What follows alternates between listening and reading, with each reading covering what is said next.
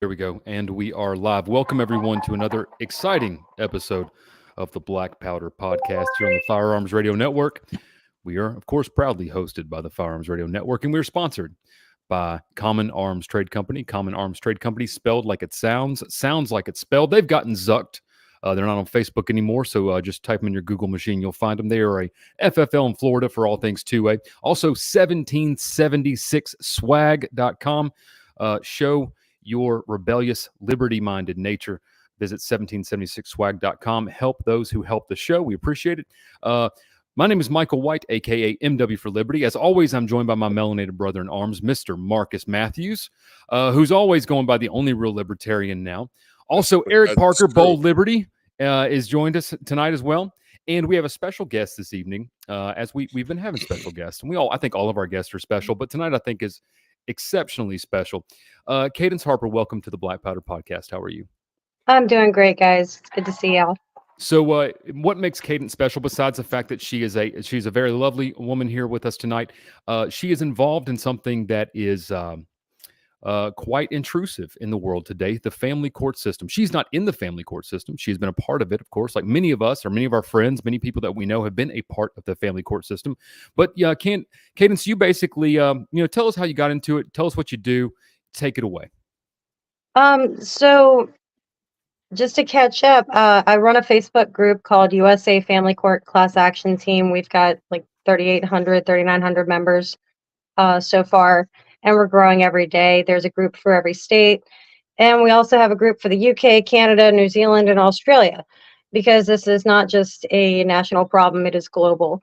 And it's time we all do something about it. So it started when my folks got divorced. I was about 4 years old. My mother, who exhibits personality traits consistent with cluster B personality disorders,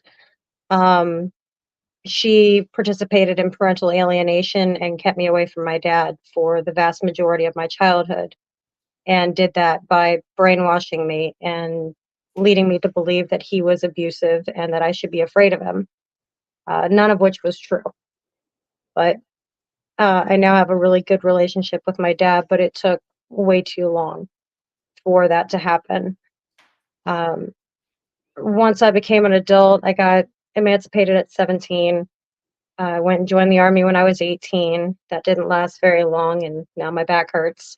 But I did get to go through some training for psychological operations, which has been super helpful in running these social media groups and doing the messaging and just getting the word out to people. It's been really helpful information to have. I got out, I got pregnant, and a couple years later, my mother decided to file false allegations of abandonment against me and told the court that she didn't know where I was. She filed in a county in which we didn't live. So I don't think that judge had jurisdiction to issue a temporary order and then transfer the case to another county where we did live. So I think that's where it got real screwed up there. But that judge awarded temporary custody of my daughter to my mother. And the next morning when I got back to the house, like all my stuff was out in the yard. I was still living with her at the time, and there was no abandonment. But she ambushed me like that, and the courts went along with it. The guardian ad litem that represented my daughter also represented me when I was a child, so we have a little conflict of interest going on there. The lawyer that represented me also represented my dad, so that's kind of fun too. And we just kind of kept it in the family for a really long time. It's very bizarre. But finally, the judge realized that I wasn't an unfit parent. It took almost 7 years, a psychological evaluation, a little stint in jail, probably had about 12 grand extorted from me and my family, my spirit family anyway. Mm-hmm. They took everything. They destroyed everything. They destroyed my potential. They gaslit me for years, made me think that I was the crazy one and that I had the problem for pointing out the corruption. So it was just a really traumatic thing, and for my daughter to have to go through that as well, it just didn't seem fair. Um, Wow. her father and I get along really well. Like, Hmm. we co-parent without much issue. Like, we're cool. He's family. He's over here frequently. Um, but it took way too long for the judge to finally realize that she was in the wrong this whole time, and that she caused so much damage to a family that was not necessary. All based on a simple Yeah. allegation. Uh-huh. Okay. Now, I just wanted to interject real quick. One of the main reasons why we wanted to have this episode is because we need to tell real American stories on their interactions with the government. There's no other simple message a libertarian can present to the American people as a reason why we need to take a step back from the duopoly and look at these situations. Because undoubtedly, uh, judges and specifically in local jurisdictions, they are partisan positions. Whether it's here in California with the liberal judge or there in Yeah, I mean, Cadence State, I think even though not yeah, even nonpartisan offices, everything's partisan. And, everything's It partisan. is. Yeah, at the It's end of all it, about yeah, power and right. yeah, control. And whenever a nonpartisan judge or clerk of courts even wins an election, their party turns around and celebrates it. Oh, look at the office our party won, even when it's nonpartisan. yeah. Yeah. And So I feel with Cadence's story, we need to highlight that she is the victim of that duopoly. And we're not trying to make light of that or exploit that point. But this needs to be said about our system that we have and why we need to effect change. Michael? yeah, I mean, Cadence, first off, again, thanks for coming on and sharing all this with us.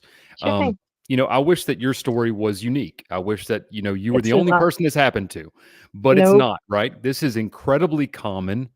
Obviously, it caused enough of an impact in your life that you said, I'm going to get involved, right? And I'm going to start doing some advocacy stuff. Tell us kind of about how that goes, what y'all do, things you've seen. I mean, as much time as you want, as much as you want to get into, because I really think that if anyone's an adult out there listening to this, anybody that's lived on this planet, more than 30 years or roughly 25 years, we all know somebody that's been in the family court system, been chewed up by the family court system, extorted for money by the family court system. So, I mean, I think this is going to hit home for a lot of people, honestly. So take it away. Yeah, it's really sad. And I get phone calls and messages on Facebook and through my regular phone. My phone number's been public for over a decade. I'm not changing it. I'm not doing it. So I get calls and messages every single day from people that are having their kids taken away from them, people that are being legally abused through the system, both by their abusive ex and by the system itself, because the more conflict they create within the case, the longer they can drag it out, and the more money they get from the federal government, the more federal funding, like the Title IV D&E stuff. So the more conflict they create, the more money the lawyers make, the more money the judges make. Everybody's banking on it, Yeah, and real it quick. just So, continues a just to cycle of pause, abuse. so people understand what you're talking about. Title 4D, for those listening, is a part of the Social Security Act, and it is a match and then some for all dollars that flow through federal court systems. I mean, through family court systems, local family court systems. So what Cadence is saying is that there is a conflict of interest here, and a lot of these fund judges' pensions, right? I mean, isn't that kind of what happens with this money? Like they Yep. collect $500 a month in child support, they're getting 550, 600, whatever it is from the federal Yep. government. Right. And I know through just other court proceedings that if you ever find yourself in court for anything, every single little thing becomes a big thing, right? Every little thing has to be proven, vetted, re-vetted. Now it's been introduced in the case. Now this affects this and this affects this. I can only imagine when that's your actual life. So every text message, every conversation, anything, right? Mhm. They're on drugs. Everyone's getting drug tests, right? Yeah. You come up negative, but you need to have one every month now, just so we're sure, right? Yes. And so, you sent this message this night at 2:00. We need another psychological evaluation. This is kind of how this thing is going, right, Cadence? Yep. Yeah. Yep. And everybody's making money off of it. And, some people don't want to use the R word just yet, but it does kind of seem like racketeering just a bit. Yeah. Just a little. I Yep. think maybe somebody should address that at some point. That'd be really cool. Because it's a disaster. It's a This is disaster. it's exactly like the war on drugs, because the police and the court system, the more drug cases they get through the system, the more federal funds they get. And I'm seeing a pattern here, how the federal government works and how it funds itself off the back of the American people. You're about to see that pretty big time here in California, because we're running a 30 to 60 billion dollar deficit. So they're going to have to think of how they could exploit the people a little bit more. But this is, to that point, this is an exploitation of the American people to fund a system that has no benefit to, there are parents that don't need to have kids in their household. We all know that. True. But we cannot. Is there any percentages of the take parents? take us to like Yeah, a common who's- case. Like what is how did most of these things start that you get contacted about? Is there a commonality? Is there a thing that they all kind of share? Yeah, exactly. Great question. Well, we can start with CPS cases or DCF, whatever, the ACS, whatever it is. I get a lot of calls about that. I have no personal experience with those agencies, and I'm really grateful for that. But I do have a friend named Jay Rosenthal who runs CPS Protect Consulting Services. And he does a lot of things kind of like Better Together, except for he works a little differently. He's a former CPS investigator, and he's absolutely brilliant. And he's come up with this whole service where he helps families every single day, all day. And Could you say getting the them name of that service again? CPS Consulting, CPS Protect Consulting Services. Gotcha. Because this kind of reminds me of like Salem witch trials. I have a friend back in Louisiana right now going through the family court system through a very contentious case. I'm sorry. Cluster B, personality issues. Oh, yeah. His soon to be ex-wife certainly has those. And like many men, he got married young, especially if you're in the Bible Belt, you got married young, right? Oh, a yeah. lot of people did, because that's what you're supposed to do. And before he knows it, he has children, and the situation's bad, but he doesn't want to leave because he wants to be around his kids. And of course, then she ends up leaving, and then allegations begin. And it kind of feels like the Salem witch trials. Like it's not really about fact. No. It's about fact finding, but based off whoever threw the last dart. Mhm. Is that a pretty good analogy? Oh, yeah.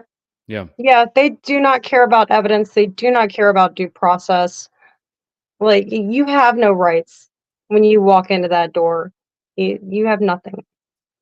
And I mean, They we're talking take about people's everything. children. I mean, we're talking Yeah. about people's families, their children. I mean, this is, if you ever, this is a pretty good illustration of how the government's maybe gotten a little bit too big, right? Yeah.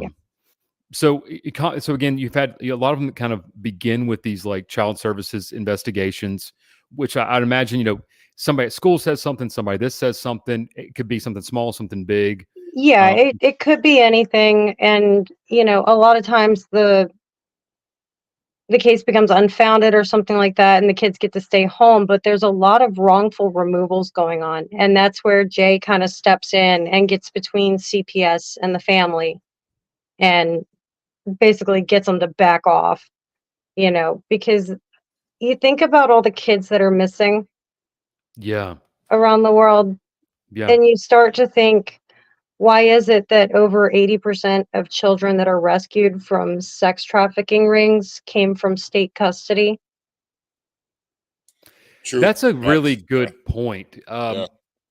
Think about it. Yeah. Crazy statistic. I'm not trying to get There's like some too in the stuff. weeds here, but wasn't there like a connection with the Clintons too? Somebody that Mhm. was in Haiti that Uh, also came back here. What's her name? Yeah, in the American Safe Families Act, I believe that was 1997. That's a rabbit hole to run down too. But yeah, there's a lot involved. It's really deep, and I think this is why Miss Schaefer was gotten rid of. But So, it's Could you elaborate on that? yeah, tell us Story? I about know- Miss Schaefer and her family. So Nancy Schaefer was a senator from Georgia, and she had written a book called The Corrupt Business of Child Protective Services. And in that book, she explained all the Title IV. She explained how children were going missing and the trafficking connections, and she told about how the government, how they were making money off of it. And she just basically spilled all the beans. And then she was apparently involved in a murder-suicide with her husband. So it's really dangerous to be talking about this kind of stuff. Wow. I mean, But it's yeah. real stuff, and it's stuff that does need to be talked about. It's something's got to be done. I have a quick question because I have to profess ignorance. What are cluster Bs? Okay, Mike, did you want to take this, or did you want me to? Yeah, cluster B is just like a personality disorder. Like it centers around, I think, narcissism and what is that the word? Histrionics, right? Isn't that where it centers around? Histrionic, narcissistic, Yeah. antisocial, sociopathic, borderline, bipolar. Cluster B Also- means arises, I believe the and I'm probably probably messing this up, but arising out of a lack of empathy for others, I think is So a that's common like- symptom. Yeah. Yeah, that's like 95% of Californians. So I'm just, Yeah, dude. It's almost it honestly, Marcus, while we laugh about that, modern culture does kind of push. it does. I think Yeah. it comes off immediately. I thought about the 80s and the consumerism that took place in the 80s that progressed forward, where it's all about the show and not about the value of Right, what you can present to another person. It's about the facade and not about the core. It's like the opposite of those Hyundai Genesis guys. They're all about the go and not about the show, right? Yeah. And that's what I always hear from those dudes. I don't know why that came to mind. Cadence. So again, you have these issues that arise from Child Protective Services stuff. These inquiries begin. We know that these state courts and these local family courts, there's a moral hazard here from federal dollars. So we already have that kind of going on. You have you have all these social media action groups where you see all these cases, right? I mean, of the ones that you see, like how many start from just like, out of nowhere, kind of like yours? I mean, are a lot of them like that, or should somebody have seen this coming? Is kind of the question I'm asking. Well, a lot of it, like the CPS and family court thing, they're two different entities, but because they're so closely related and because there's a lot of the same actors going back and forth, social services and guardian ad litems, they're all involved. So it runs very, very closely. But family court, when you're dealing with just a separation of the parents, and then in a high conflict separation with a cluster B personality issue, you're usually going to deal with a lot of legal abuse, abusive process. You're going to deal with financial abuse. They're going to file motion after motion. Everything's frivolous. They're going to throw in accusations. They're going to file motions for contempt. They're going to create the biggest mess for the victim to deal with. And it can break a person really easily. And if you've ever been abused by that kind of person before, you know what I'm talking about. It's exhausting. Yeah, I mean, like I said, I've like I said, my buddy's kind of going through one right now, and in his personal case, what's happened with him is again the alienation of the children, like the secreting, I think, of the children is what they call it. She did that for like around 60 days in the beginning of their separation. It sort of kind of did that brainwashing thing, right? Yeah. And then when they got, I think there was and then she wanted to file for something, couldn't get it. And so then she filed another ex parte and made much more, I guess we should say, much more heinous allegations. Yeah. Completely baseless, but now just coming up, right? And there's not a judge probably in the court system that's not going to see that and go, oh, I got to at least do something, right? I mean, they just think, oh, I have to at least. So he issued this TRO pending investigation. And as you well know, that now kicks off years worth of problems. Yep. Yeah. It does. And it keeps them coming back. Keeps them in the system, keeps them under their thumb. Now, I just want to interject this point real quick. I think a lot of these issues within the family court start with precedent, and Americans don't understand precedent. They understand feelings and the duopoly's pressure and fear tactics that they present to them. The fact that precedent says, we've had cases where people have done really bad things to their kids, and there was only one adult in the relationship that was capable of taking care of said kids. With that, the court is going to base even the most speculative shit on that precedent. And that's where we need people who live in reality and understand that there's nuance to everything in life in the government, and not these shills that go along without thinking about the small form factor facts about any particular case. Wouldn't you say? Yeah. So, go ahead, Eric. I'm sorry. Go ahead, buddy. Cadence, how long were you involved with your, I guess, in the court system, going through your personal situation before you got involved in activism and advocacy? Well, as a child, from the age of 4 to the time I got emancipated at 17. God bless. That's tough. And then for about 6 years, that ended February of last year, 7 years of fighting as a parent against my own parent.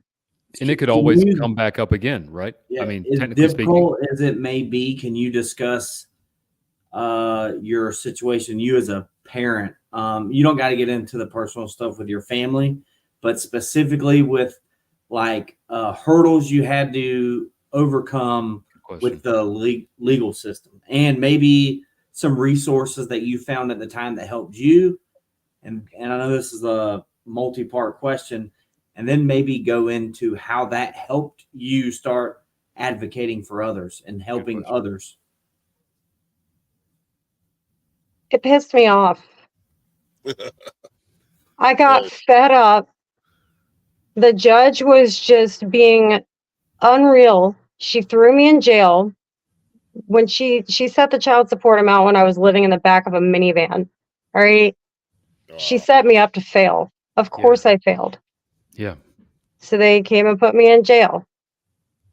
And that was really fun. I got to spend 6 days in a holding cell. Because that's going to help you pay child support, right? Right. Makes perfect sense. But luckily,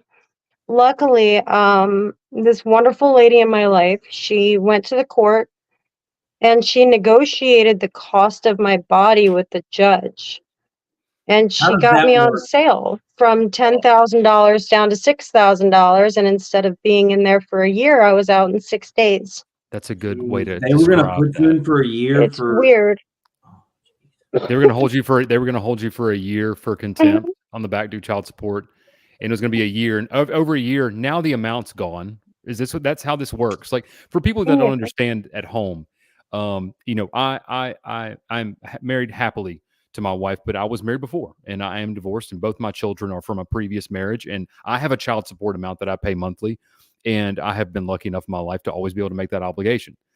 But, I know a lot of guys that during COVID and other times weren't able to. And there's no, you might get laid off today, but you don't get a day in court until 8 months from now. And if you're behind, it's fuck you, pay me. Mm-hmm. Yeah. And if you can't pay me, it's we're putting you in jail. I mean, that's And then that just adds to the prison racket thing that they have going on. Like, there's so much involved. Yeah, for people that are at home that don't know this either, if like you have a court blotter in your hometown, or one of those newspapers that says like what people have been arrested for, and when it says contempt of court, almost all of those charges are people with back due child support. They've been pulled over, and then they have a warrant for contempt of court, and that is almost always unanimously. That's kind of what it is. I mean, so So they held you. So they issue you a child support order. You live in the back of a van. Don't pay it. Throw you in jail. Lady gets you out. What's kind of next after that? Well, I came home, and the following, there was a hearing a little while later, a few months later, and the judge ordered that my daughter spend the summer with me. So she did, and it was great. And that $6,000 that was passed on to my mother, or whatever it was that she ended up with, um, she used that to take a cross-country trip, and decided that coming back in time to enroll her in school, or do any of that stuff, it just wasn't really important. And apparently it wasn't important enough for her to even show up to the hearing that we'd had right before school started. I had filed a motion for an emergency hearing to amend custody so that I could get her enrolled in school. And the judge ruled right then and there that I was to put Mel in school, and that I have temporary custody, and we'll have a final hearing, the following February. So come following February, have not heard a peep from my mother. She has not called. She has not texted. She has not reached out to check on my daughter. She just texts to let us know that we're behind on child support, even though she lives with me. Yeah. She's a real peach. Yeah. And you were, so at the time, to be clear, you were still paying child support to your mother, even though you had temporary custody of your daughter. Uh-huh. And this is the same judge Uh-huh. over the case. So it's not like she's not aware of this. No, she Yeah. is. Yeah. Yeah, But it's again, nuts. there's a moral hazard here, because you see every dollar of child support being collected, because you can't pay child support to yourself, and your mother can't pay child support to you because she's not a parent. Well, So no, and she's yeah, on vacation. she's on vacation while you're paying her bills. Oh my goodness. Okay, so February Yeah. comes. Yeah. How's that go? February comes, I'm standing there with my daughter's father, and again, my mother decides she's too good to show up in person. So she shows up virtually, which irritates the judge right off the bat. We had been scheduled for a 3-hour hearing, and the guardian ad litem was there. My lawyer was there. My daughter's father was there. And my mother didn't have an attorney for the entire case. Like, she was able to just do it because she'd been doing it the whole time I was a kid. Well, and also the system helps the accusatory parent, Mhm. right? I mean, so because it's Oh, an yeah. adversarial relationship, and if you're on that side of it, you have all the court resources at your disposal. You have a collection agency, you have a military with the police, you have the long arm of the law with the judge. You have all this at your disposal. If you're on the other side, like you are on this case, you have to buy all that. You have to buy everything. The court's not helping you find a lawyer. The whole court's not doing that. No, not at all. Yeah.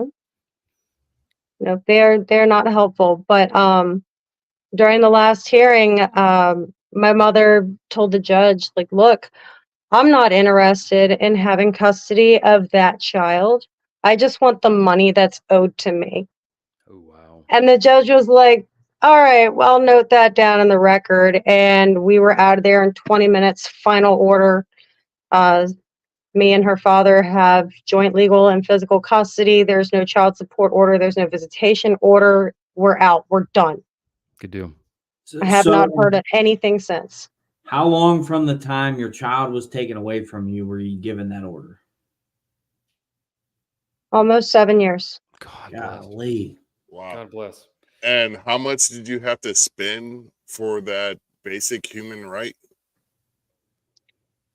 I mean, I get a bill from my lawyer's office every month that says I owe him like 10 grand, but I also have a screenshot of a text message he sent me that says I don't have to pay him. So yeah, I'm not going to pay him. Yeah.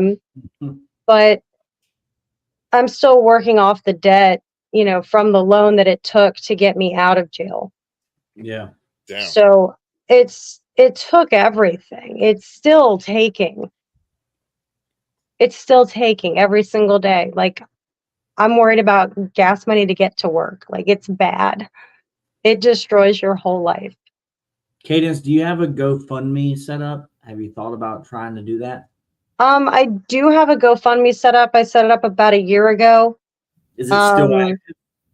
It should be. I haven't looked at it in a while. I think it peaked at like $270 or something like that. If you can find that link, Or don't waste or your time yeah, now.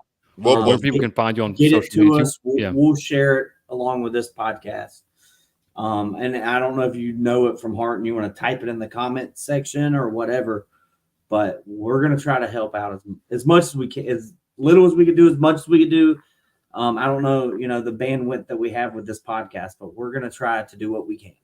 I Yeah. appreciate it, guys. And it's not like I'm not looking for much. I'm trying to get my truck on the road. That is like, I swear that is my top priority right now, because then I can do my job properly. Let's And, we're gonna come back to family court. What's going on with the truck? What's wrong with it? Oh, the truck? Oh Yeah. God. I have a bunch of parts. Okay. All right. Fair enough. Yeah. That's I have always a bunch of great parts. start for a story. Hey, that's You a need to big put part of the on bill. truck. Yeah. Yeah. It's a huge part of the bill. Like, I've got the exhaust manifold, I've got the exhaust system, I've got the slave cylinder or the master cylinder, I've got the Okay. rear wheel cylinders. I'm looking for a transmission. Okay. So you have a transmission issue too. Hmm? You have a transmission issue too. Is that correct? Yeah, when you put it in reverse, it's like it won't go unless you gun it, and then it's really embarrassing. Okay. So you gotta It feels like the squeal brakes out are of- locking up I on get it. that. You gotta squeal out of the back. I got you. Okay. So but you got parts. Looking for somebody to do the work and looking for a transmission. What year? I think it's a late '90s Ford. Is that She's correct? 93. 93. Okay. Early '90s Ford. 93. 250. That was a great 150 with a 5.8. 150 with the 5.8. Okay. Yeah. As close to your location as you're willing to make public. Where do you live? You know what I mean? You don't got to tell us your address, or even if you don't want to tell us more than your state, but the Liberty community and wherever you live might know a good mechanic. I'm pretty sure anybody could find me with minimal effort, but yeah, I'm in Warrenton, Virginia, in Fauquier County, Okay. which All is a right. really fun name and a fun place. John Marshall was born here. Who is John Marshall? Should I know John Marshall? John Marshall, Supreme Court Justice. You know, that guy that said a law that is repugnant to the Constitution is void. Oh, that John Marshall. Yeah, that guy. Okay. All right. I mean, That it's guy. a pretty common name. I'd be like, John Smith was born here. I'm like, okay. Yeah, but no. I got you. So, and we're going to go back to the family court thing, but this is a little trick that I was taught about how to find a good mechanic that might do work relatively inexpensively. Have you called? Do you have a good mechanic yet? Do you know one yet? I have a couple of them. It's more of a finding time to do it and finding money to pay them to do it. Well, like my buddy who's a mechanic, he said like, hey, call up. He lives in Eureka Springs, which is name's Dakota Logan. I'll shout out to Dakota. He's a great mechanic. And I had some stuff that I needed done. It was going to be like a lot of money. Things that I was not capable of doing. I mean, I could do it, but I need to go. The tools were going to cost me more than the work would have cost me, right? And so he said, hey, man, call your like local parts store like Napa and ask them, say, hey, do you have any like cash and carry guys that come in and pick up parts? He's like, I guarantee that service guy that guy at the front desk knows somebody. And he gave me like 3 names. And so I called this dude up and he's been like a godsend. Like, Shade Tree Mechanic. Hey, he showed up. He's like, man, he's like, what can you pay me for this job? I was like, what do you want me to pay you for this job? Right. And so, I mean, it ended up saving me like $2,000 on some work that I had to have done. Oh, hell yeah. So that's at least, and that was like one of the best tips I'd ever gotten. And I've told that to a couple of other people in different places, and they've done the same thing and also had good results.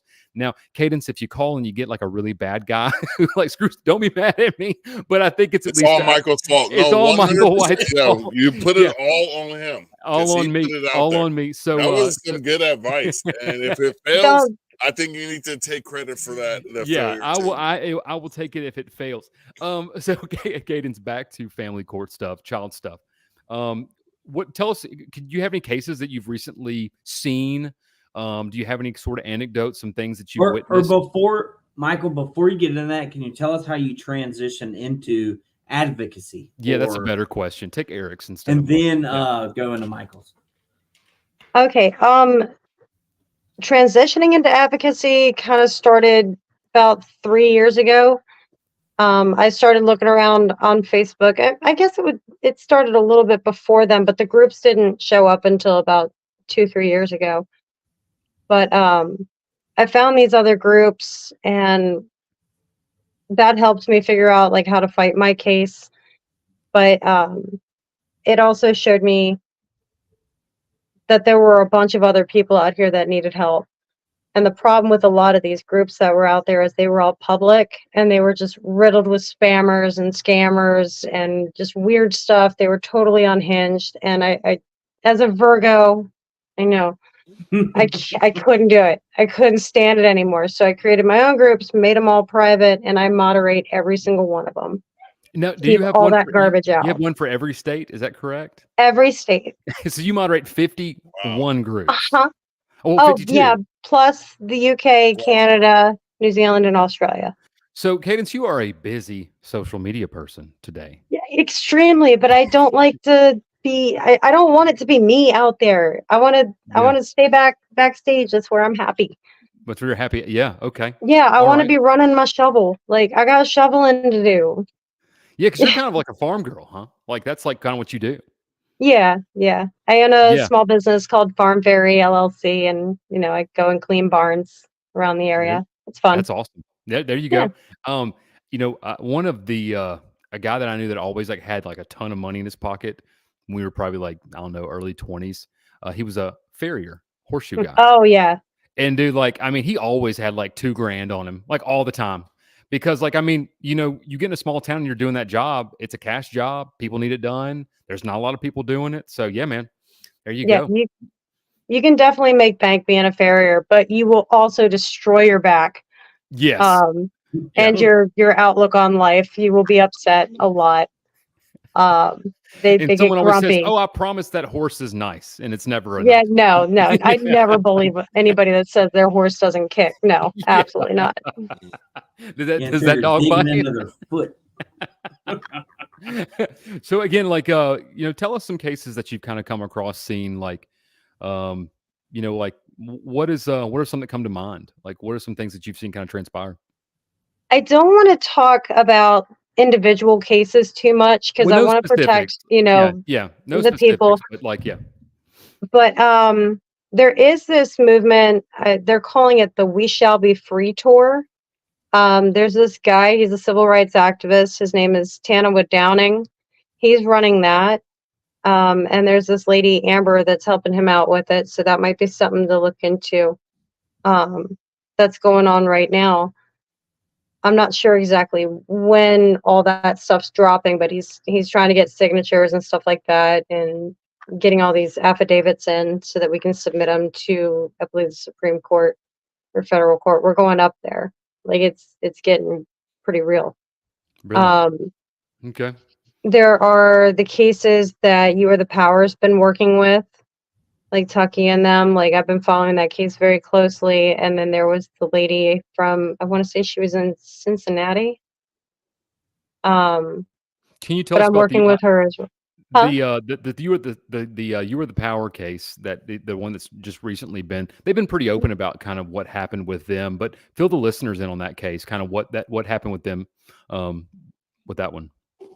So it's a very similar case to the Netflix documentary Take Care of Maya, where basically the child has a medical condition that causes like bruising or fractures or something like that. There was something going on. There's something wrong with the baby.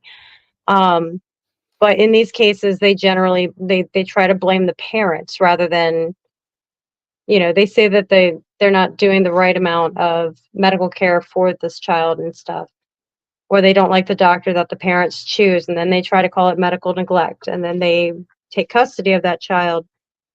And that's basically what happened here. And it's awful, and it makes no sense, and I don't understand why there's no due process with this. You can't just rip a family apart like that and expect things to be okay. And that's really you said the words right there. Due process, right? We have in this country created a number of court system issues that don't have it. And family court, I mean, tax court being one, you don't have due process in tax court. You're guilty until proven innocent in a tax court. And the family court is really the same way, right? Exactly the same. Crazy neighbor says you're doing meth, you better go take a test. Yep. You're doing meth until you prove you're not doing it, right? That's kind of how it goes. Marcus? I can tell you exactly why there's no due process in the United States of America anymore. And that's because we have elevated the government above the people. Oh, We no, have indeed. Yeah.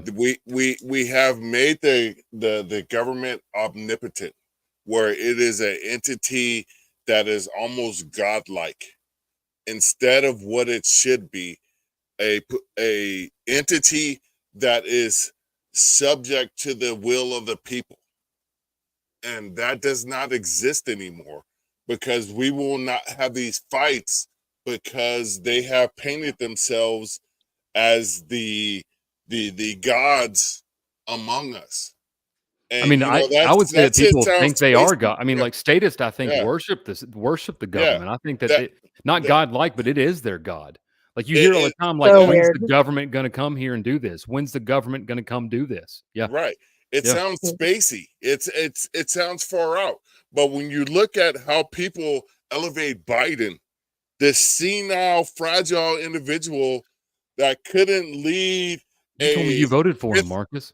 man, get out of here with that bullshit, bro. You told me you voted. You told me you Yeah, voted for him. What? go fuck, Mask Yeah. go off. fuck yourself. Yeah. I'm sorry, Tell Cadence. me you voted. We're trying to be gentlemen, but he said some bullshit right now. That's I slander. have to. I end Marcus. I have Oh to my end God. Marcus's rants by coming on. That's the chemistry here on the Yeah, You yeah, get for them sure, lit. for sure. Yeah, we get, and then Let's we do that. Yeah. Let's talk about reforms. Let's talk about that. Like, proceed. Yeah, that's a really good topic that we could probably go. There's all ways to go into it. What are things that citizens and states could be calling for to reform this system? Is it reformable? It's going to be really, really difficult, and it's going to take a really long time.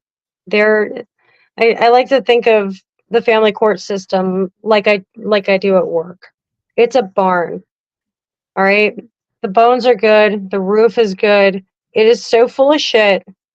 It is going to take a minute to clear this out and then scrub everything down and then put everything back together. But do it right this time. And then never let it get that nasty again. Like, that's how I see it. It's going to take a really long time, and it's going to take a lot of hard work and a That's- lot of really good yeah. people. We have to really vet who we're allowing to be making these kinds of decisions in people's lives, because Yeah. people do have a fundamental right to be parents to their children. And that's the issue always with power, right? Is imagine the worst person having it, and you Yeah. probably be second. You'll probably think twice about creating it. You know, yeah. I mean, so, and that it's a hard issue, right? Because as Marcus said earlier in the podcast, it's true. There are children out there that are in really bad situations. Yeah. And because people, quote unquote, have a fundamental right to be parents, and I agree with you, they do. It's not like you can unilaterally go take a person's kid if you know they're in a bad situation. You can't do that. You know that ends up becoming. And this, I don't want to get an argument about anarchism and minarchism, but it becomes sort of an issue for the state. It's kind of what it becomes. But once it does, it becomes very sterile. It becomes subject to abuse. And that's kind of where we get with it, right? Is it on a federal level, would, amending the Social Security Act, Title 4D, removing these things, would that be helpful? Would Oh, that be absolutely. okay? Yeah. Most people are Absolutely. unaware of Title 4D. Oh, I know. That's part of what our groups do, is we try to educate people about this kind of stuff so that when they're trying to figure out the big picture of it all, they see the big picture of it. Yeah. And You how could just insidious this remove system is. the Go ahead, Eric. federal dollars going into it. You know what I mean? That would totally remove any, I guess, conflict of interest, if you will. You know what I mean? Like, and then these local family courts could still do their jobs and get the right nonprofits involved. But I also noticed there's so much money going to these nonprofits that they become a part of the system too. Some of these nonprofits, don't get me wrong. There are some good nonprofits. We mentioned Better Together earlier, but like all of them end up not benefiting from cases, and the longer they're drawn out, every part of it. And it's all coming down from the federal dollars going into this. Yeah. It's pretty gross, isn't it? Oh, it's bad. It leaves Yeah. you with a really icky feeling. That's for It's sure. super icky. It's Yeah. all bad vibes. It Hey, as it the only does. black guy, I'm sorry, as the only black guy here, I have never said icky in a That is a adjective. Caucasian word, but Yeah, you're allowed to have it, Marcus. I You can feel have like it, honey. I Yeah. earned You that have it. word right now. And as we wrap this up, Cadence, dude, we are definitely having you on again. Yay. And I want to say, Eric, I'm glad you didn't rob anybody in this podcast the way you're looking like white ice cube right now. So, it's really cold here in North Carolina for a Florida boy. Okay, I woke up this morning and I know like I don't win this argument. Michael probably is colder than this right now. I don't know, man. We're warming up a little 15 bit now. degrees here. Like How I've much- never seen 15 degrees before. That's not true. But never in Florida have I seen 15 degrees. I've seen it in a beer fridge or something, right? Well, I mean, like I saw it in Fort McCoy, Wisconsin, and Fort Dix, New Jersey, when I was in the Army, and I froze there too. So, but this you is all froze the in Fort Dix? Yeah. Fort Dix, and I said That's the that was least bad captain. thing that can happen to you place at Hey, Fort Sucks Dix. up. stay hard.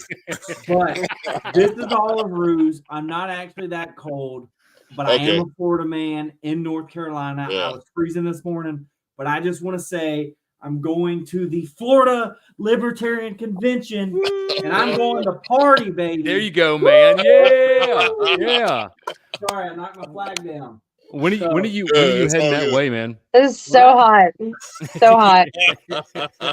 Anyways, You're a mess. I've been sweating this whole time wanting to say that. So When are you heading there again? When is it? So I'll be getting home or my parents' house late Friday, but I'll be there most of the day, all day Saturday, and then Sunday morning. My guy, So if you want to see Eric, head to the Pastor Florida Tubbs Libertarian is- Convention. Yep. So Yeah. I'll be at the Florida Convention in Jacksonville There on you go, Saturday man. and Sunday. Hey, There you go. real quick, I That would just be want nice. to say I'm the most heterosexual man in this chat group right now. But that was sexy as fuck, bro. I don't know, man. I mean, there you go, Mark. Okay. Kenneth, we're in negative 20s with the wind chill 2 days ago. Yeah, Oklahoma. Moving. Oklahoma. Yeah, Yeah, but I've lived in Florida for 35 years, so I ain't used to this. But Cadence, you've been in Virginia your whole life. Is that correct? Yeah. Yeah. So you're pretty kind of used to like snow. You've seen that before. I'm annoyed by it every time I see it. Yeah. So, growing up in Louisiana, I didn't see a lot of snow, obviously. And my wife and I moved here in the first part of 2020.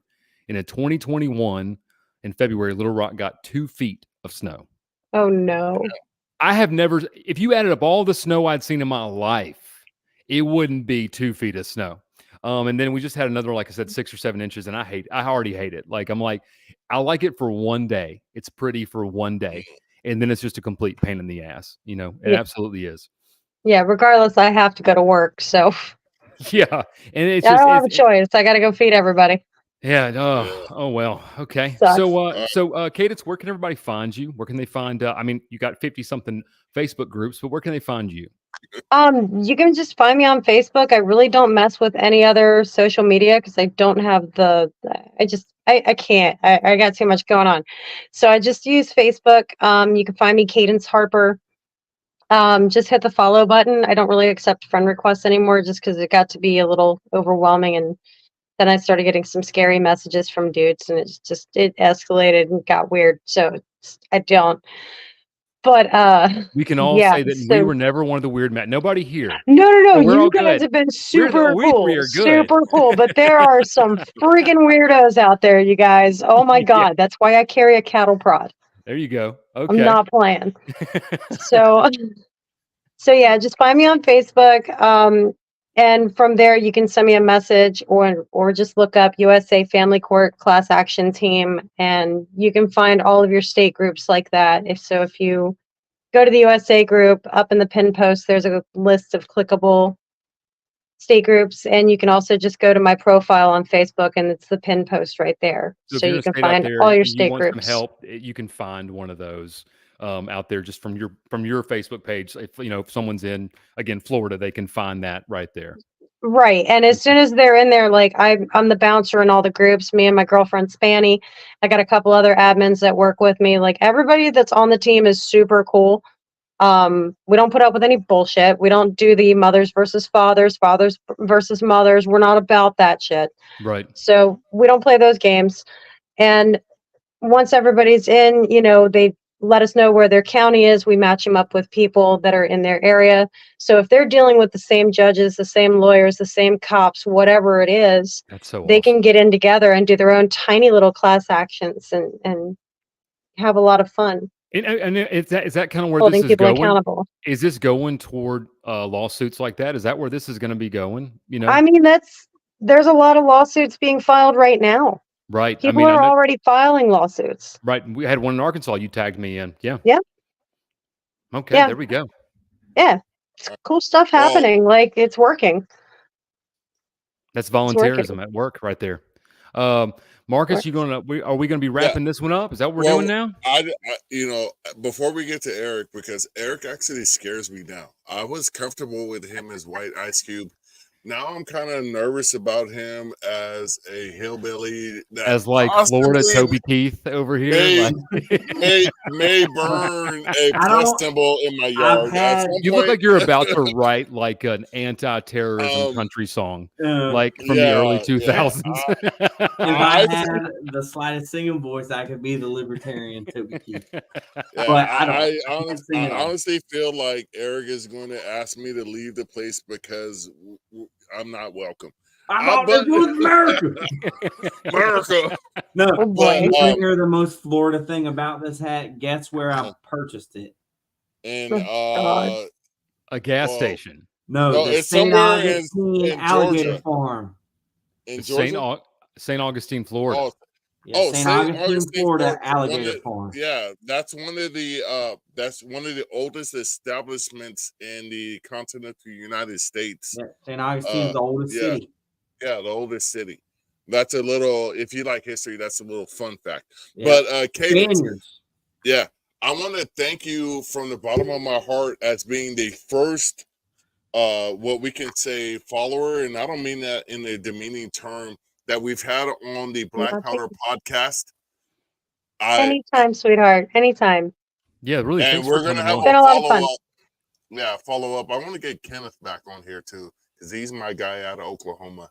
But thank you so much. That's all I want to say. And and real quick again, I'm gonna say this. If you want to direct anybody to us, if anybody you think that there is something worth a little bit of sunlight on their case that might be good to have people getting to talk about, and send them our way. So I would absolutely love to hear you guys talk to my friend Jay Rosenthal, and if we can, me and him both come in and chit chat with y'all, I think that would be really helpful for a bunch of people. That. Yeah, we got the space. We got the space. So let's make that happen next month. Marcus paid the bill on this thing, I think, this month. So we're good, right? For another 30 days. Yeah. Next week is going to be pretty hype because we got a special guest coming on next week. We had a special guest this week. Yeah, we got a special guest this week. No. Please don't dismiss the fact that this was the first inaugural episode. Yeah, this is actually really cool. Yeah, when we had a person that follows the show on the show, who's doing really cool stuff too, like who's actually doing the actual thing. Not I'm telling you, and the fight, your personal struggle is your fight is our fight. Yeah, your fight is our fight. If you're an American, to help so many other people is great. Yeah. No, I mean for real, because a lot of people would just be like checking out. Say they'd be like, "I'm done with this. I'm glad I'm out of this." I mean, that's what I would do, to be honest. I mean, after 6 or 7 years in a custody battle, I could see myself being like, I never want to hear this word again. Right. So, a lot of people just kind of move on, but there's a bunch of us that are we're in it for the long haul. We're not going to stop. That's awesome. That is awesome. I mentioned to some of y'all beforehand, me and my wife kind of dealt with it for friends and their kids for about a month, like when we were newlyweds. And then after that had happened, we still were wanted to help, and we reached out to Family Support Services in North Florida, nonprofit, to try to be not a foster parent, but a guardian, not a mentor You could be a mentor. So even if Right. there's people out there that you can't be a foster parent, you don't know how to help, but you want to go be a mentor. Well, we tried doing that, and they like kicked the can down the road. Like they acted like we wanted specifically teen boys. We wanted to be mentors for teen boys because they're like the most forgotten, you know what I mean, that are Yeah, caught up in probably the so. system. And Yeah. they still kicked us down the road. We did the interviews, the background checks, and everything. So, anyways, that's neither here nor there. That's a different episode. But yeah, so I'm frustrated with, you know, government. Yeah, Government. exactly. Honey, I hear Government. you. Yeah. I hear you. I've had about enough of it. Yeah, I have too. I've had just enough hope- government. I just hope Eric lets me keep my last name and he doesn't change my last name to Parker. That's You guys are so cute. Oh my god. This is your show. Are you going to be own this. hyphenated? Oh, It's like this is Marcus our Matthews show. Parker? Is that what's going to Yeah, be? I'm just hoping he doesn't really do me like that. Like some I Django feel Unchained shit. like this took a All weird right, with that turn. one, we're going to be signing off again. This is the Black Powder Podcast. We are proudly hosted by the Firearms Radio Network. We again appreciate you tuning in to the Firearms Radio Network. It has been a lovely pleasure tonight with Miss Candence Harper. Find her on Facebook, CADENCE, Cadence. Find her, look her up. She's got 50 more than 50 social media groups to help you navigate the family court system. Find support there. Marcus, take us off with the famous line. And sponsors, if we didn't. Oh, our sponsors one more time. See, I'm really bad about paying the bills, and that's when wife gets on to me too. So we're sponsored again by Common Arms Trade Company, spelled like it sounds like it's spelled. Visit them on your Google machine. Find them, all things 2A. And once again, 1776swag.com. Again, thank you guys so much for helping the Black Powder Podcast. Now I can relegate my duties and have Marcus take us off the air. As I always say, live free Or die. Or die. or die. And now the world's Hold on. Now I have longest to clip. take my here Like we go. watch